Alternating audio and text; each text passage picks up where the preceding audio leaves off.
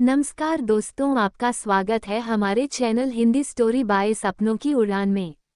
दोस्तों, आज हम 12 ज्योतिर्लिंग में से श्री महाकालेश्वर और श्री ओंकारेश्वर भोलेनाथ के ज्योतिर्लिंग के बारे में बताने जा रहे हैं। कुछ ऐसे रहस्य जो आप शायद नहीं जानते होंगे।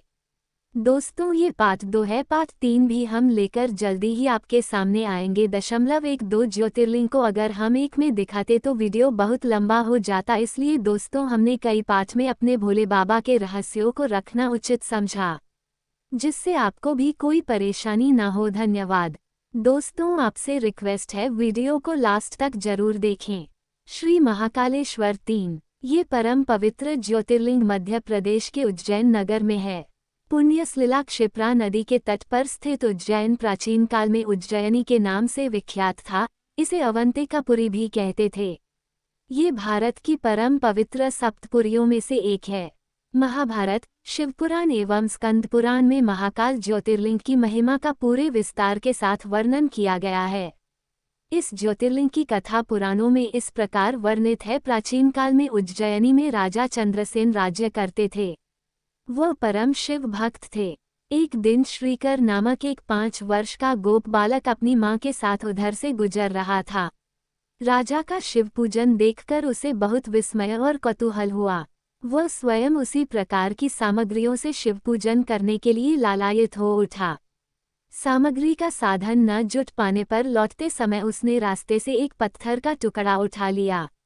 घर आकर उसी पत्थर को शिव रूप में स्थापित कर पुष्प, चंदन आदि से परम श्रद्धापूर्वक उसकी पूजा करने लगा। माता भोजन करने के लिए बुलाने आई, किंतु वह पूजा छोड़कर उठने के लिए किसी भी प्रकार तैयार नहीं हुआ।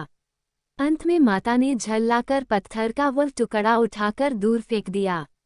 इससे बहुत ही दुखी होकर वह बालक जोर जोर से भगवान शिव को पुकारता हुआ रोने लगा। रोते रोते अंत में बेहोश होकर वह वहीं गिर पड़ा। बालक की अपने प्रति यह भक्ति और प्रेम देखकर भोलेनाथ भगवान शिव अत्यंत प्रसन्न हो गए। बालक ने जैसे ही होश में आकर अपने नेत्र खोले तो उसने देखा कि उसके सामने एक बहुत ही भव्य और अतिविशाल स्वर्ण और रत्नों से बना हुआ मंदिर खड़ा है।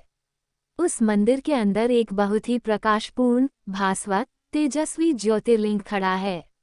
बच्चा प्रसन्नता और आनंद से विभोर होकर भगवान शिव की स्तुति करने लगा। माता को जब ये समाचार मिला तब दौड़कर उसने अपने प्यारे लाल को गले से लगा लिया। पीछे राजा चंद्रसेन ने भी वहां पहुंचकर उस बच्चे की भक्ति और सिद्धि की बड़ी सराहना की। धीरे धीरे वहां बड़ी भीड़ जुट गई। इतने में उस स्थान पर हनुमान जी प्रकट हो गए। उन्होंने कहा, मनुष्यों, भगवान शंकर शीघ्र फल देने वाले देवताओं में सर्वप्रथम हैं। इस बालक की भक्ति से प्रसन्न होकर उन्होंने इसे ऐसा फल प्रदान किया है जो बड़े बड़े ऋषि मुनि करोड़ों जन्मों की तपस्या से भी प्राप्त नहीं कर पाते।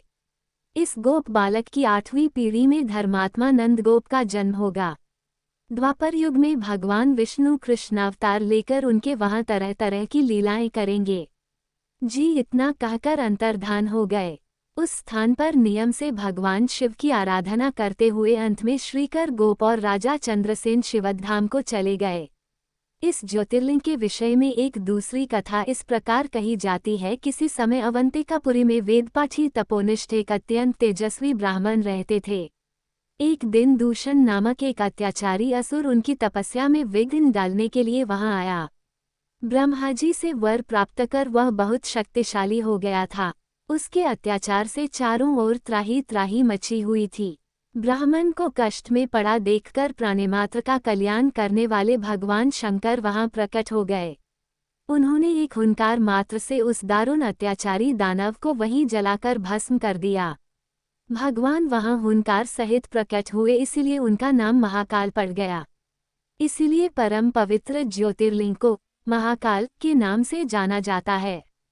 श्री ओंकारेश्वर श्री ममलेश्वर 4 ये ज्योतिर्लिंग मध्य प्रदेश में पवित्र नर्मदा नदी के तट पर स्थित है। इस स्थान पर नर्मदा के 2 धाराओं में विभक्त हो जाने से बीच में एक टापू सा बन गया है। इस टापू को माधाता पर्वत या शिवपुरी कहते हैं। नदी की एक धारा इस पर्वत के उत्तर और दूसरी दक्षिण होकर बहती है। दक्षिण वाली धारा ही मुख्य धारा मानी जाती है। इसी माधाता पर्वत पर श्री ओंकारेश्वर ज्योतिर्लिंग का मंदिर स्थित है। पूर्वकाल में महाराज माधाता ने इसी पर्वत पर अपनी तपस्या से भगवान शिव को प्रसन्न किया था। इसी से इस पर्वत को माधाता पर्वत कहा जाने लगा। इस ज्योतिर्लिंग मंदिर के भीतर 2 कोठरियों से होकर जाना पड़ता है। भीतर अंधेरा रहने के कारण यहाँ निरंतर प्रकाश जलता रहता है। ओंकारेश्वर लिंग मनुष्य निर्मित नहीं है, स्वयं प्रकृति ने इसका निर्माण किया है। इसके चारों ओर हमेशा जल भरा रहता है। संपूर्ण माधाता पर्वत ही भगवान शिव का रूप माना जाता है। इसी कारण इसे शिवपुरी भी कहते हैं। लोग भक्तिपूर्वक इसकी परिक्रमा करते हैं। कार्तिकी पूर्णिमा के दिन यहाँ बहुत भारी मेला लगता है। यहाँ लोग भगवान शिवजी को चने की दाल चढ़ाते हैं। रात्रि की शिव आरती का कार्यक्रम बड़ी भव्यता के साथ होता है। तीर्थयात्रियों को इसके दर्शन अवश्य करने चाहिए। इस ओंकारेश्वर ज्योतिर्लिंग के 2 स्वरूप हैं। एक को ममलेश्वर के नाम से जाना जाता है। ये नर्मदा के दक्षिण तट पर ओंकारेश्वर से थोड़ी दूर हटकर है। पृथक होते हुए भी दोनों की गणना एक ही में की जाती है।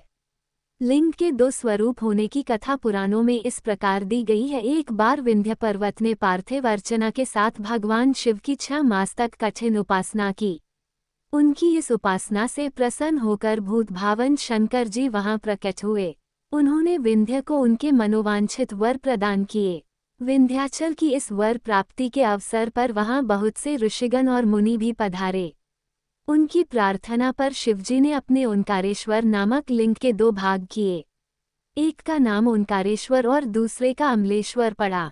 दोनों लिंगों का स्थान और मंदिर पृथक होते भी दोनों की सत्ता और स्वरूप एक ही माना गया है। शिवपुराण में इस ज्योतिर्लिंग की महिमा का विस्तार से वर्णन किया गया है। श्री ओंकारेश्वर और श्री ममलेश्वर के दर्शन का पुण्य बताते हुए नर्मदा स्नान के पावन फल का भी वर्णन किया गया है।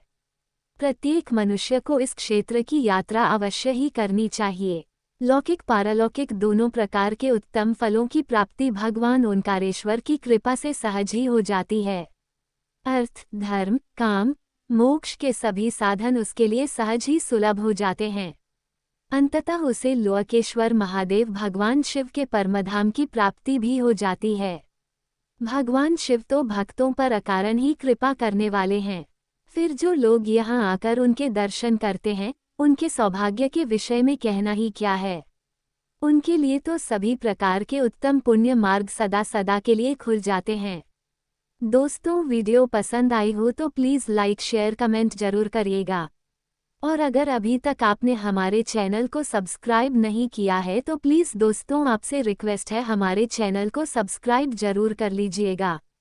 हमारा साथ देने के लिए आप सभी का दिल से बहुत बहुत धन्यवाद।